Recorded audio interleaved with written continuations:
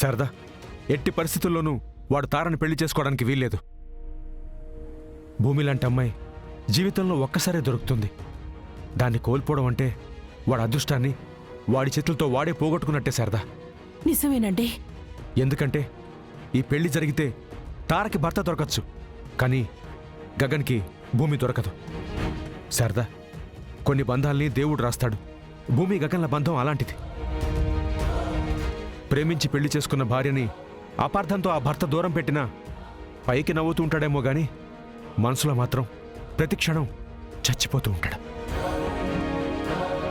అలాంటి పరిస్థితి నా కొడుక్కి రాకూడదు శారదా. వాడు బతికితే భూమితోనే బతకాలి, చస్తే భూమితోనే చావాలి.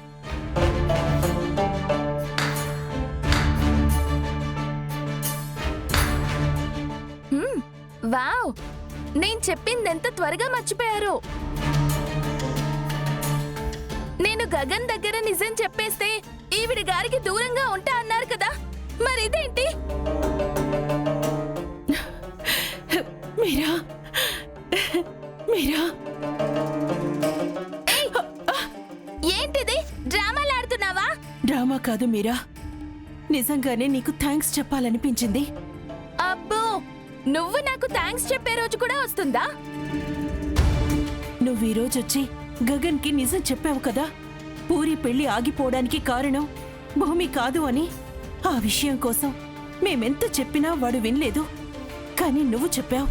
ఓహో, అందుక ఇదంతా. నేను మీ కుటుంబం బాగుండాలని నిజం చెప్పలేదు, మా ఆయన కోసం చెప్పాను. అక్కడ నిజం చెప్తే ఇక నీ జీవితంలోకి రాను అని చెప్పారు. నాకు మా ఆయన కావాలి, అందుకే వెళ్ళి చెప్పాను. మనిద్దరమేం స్నేహితులం కాదు, ఒకే మనిషి కోసం బాధపడుతున్నా ఇద్దరు సవతులం అంతే. మీరా, నేను చెప్పేది విను. లేదు, ఎప్పుడు నేనే వింటున్నాను, ఈసారి మీరు వినండి. ఇద్దరు భార్యలు ఒక భర్త కోసం ఏడుస్తుంటే అక్కడ మగాడెంత మంచివాడున్నా ప్రయోజనం లేదండి. ఇద్దరికి భర్తగా ఉండాలని చూస్తున్నారు మీరు, కానీ ఎవరికి మనిషిగా కూడా ఉండట్లేదు మీరు. నాకిచ్చిన మాట నిలబెట్టుకోవడం అంత కష్టమా? లేదా ఈవిడ కన్నీళ్లు మాత్రమే మీకు కనిపిస్తాయా? భార్యగా భర్తని కాపాడుకోవడం తప్ప? నేను మీ వెంట తిరుగుతున్నానని అందరికీ కనిపిస్తుంది, కానీ మీరు నన్ను ఎంత క్షోభకి గురి చేస్తున్నారో వాళ్ళకు కూడా తెలియాలి కదా. మొన్న చెర్రీ విషయంలో మా అన్నయ్య నాతో మాట్లాడాడేమో అనుకున్నాను, కానీ ఇప్పుడున్నాడు. మీరింటికి రండి, ఈసారి మీకు సమాధానం నేను కాదు మా అన్నయ్య చెప్తాడు. మీరా, ఆగు, నా మాట విను. నా బాధని ఆ దేవుడు వింటాడో లేదో తెలియదు, కానీ మా అన్నయ్య మాత్రం వింటాడు. మీరా,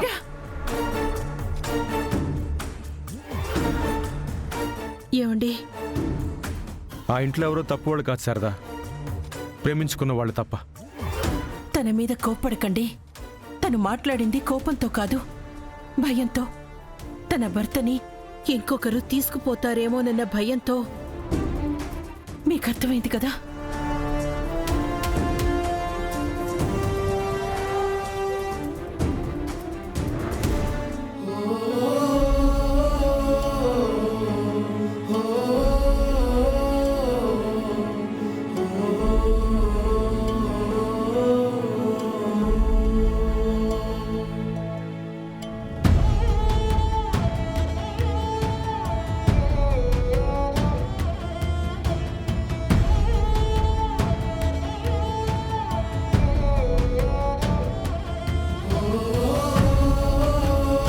భూమి, ఏంటి నాన్న? వాడికి వేరే అమ్మాయితో పెళ్లి కుదిరిందని బాధపడుతున్నావా? అంటే నాన్న, అది చూడమ్మా, నువ్వు వాడి గురించి బాధపడటం కాదు కదా, కనీసం ఆలోచించడం కూడా నాకిష్టం లేదు. వాడిని వదులుకోలేక, నన్ను కాదనలేక నువ్వు ఎంత నరకం అనుభవిస్తున్నావో నాకు తెలుసు. వద్దమ్మా, వదిలే. అంతకంటే ప్రాణం వదిలేయడం సులభం నాన్న నాకు. వాణ్ణి మర్చిపోవడానికి వాడే నీకొక అవకాశం ఇచ్చాడు. బావకి దగ్గరయ్యే అవకాశం కోసం నేను ఎంత ఎదురు చూస్తున్నానో మీకు తెలీదు నాన్న. వాడు ఇంకొక పెళ్లి చేసుకొని ఇంకొకరి జీవితంలోకి వెళ్ళిపోతున్నాడు. ఇకపై నువ్వు నా కూతురుగానే ఉండాలి. అర్థమైందా? బావకి భార్య అని అనిపించుకోలేని బంధం నాకు సంతోషాన్ని ఇవ్వదు నాన్న.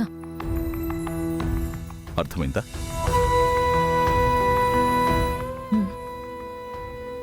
ఇదే నేను కోరుకుంటున్నమ్మా.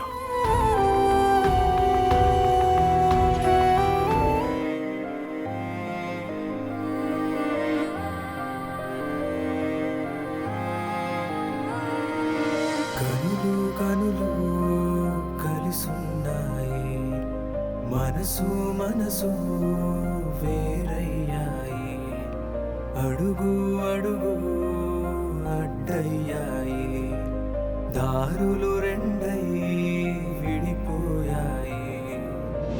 నువ్వు నేనంటూ వేరేనేమంటూ భ్రమలో బ్రతికిందే అయ్యో నా మనసు.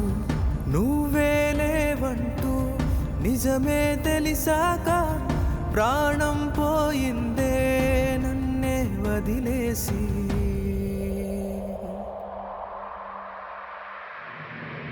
ఏ జన్మకైనా నేను వీడలేనే, నా ఊపిరల్నే ఒకటయ్యావే. ఏ జన్మకైనా నీ జ్ఞాపకాలు నన్ను వీడిపోవు అంటున్నాయే. మనవనే బంధాలు మారినవి, మనసున ద్వేషాలు మిగిలినవి, విడువని రాగాలు విడిచినవి, ఆగని కన్నీళ్ళు మిగిలినవి. మరువదు మరువదు మనసే బంధాలు బ్రతకదు. ఎందుకిలా చేస్తున్నానో నాకు అస్సలు అర్థం కావడం లేదు. నేను దూరం పెడితే నువ్వు నన్ను ద్వేషించి ముందుకు వెళ్ళిపోతావు అనుకున్నాను. కానీ బ్రతకదు బ్రతకదు భారముతో. నువ్వు నా దగ్గరకు వస్తున్న ప్రతిసారి నా ప్రాణం పోతుంది భూమి.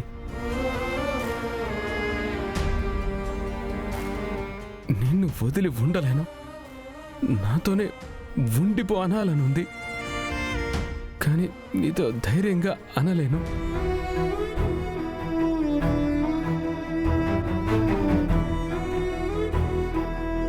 కానీ ఆ మాట చెప్పే హక్కు కూడా నేను కోల్పోయాను.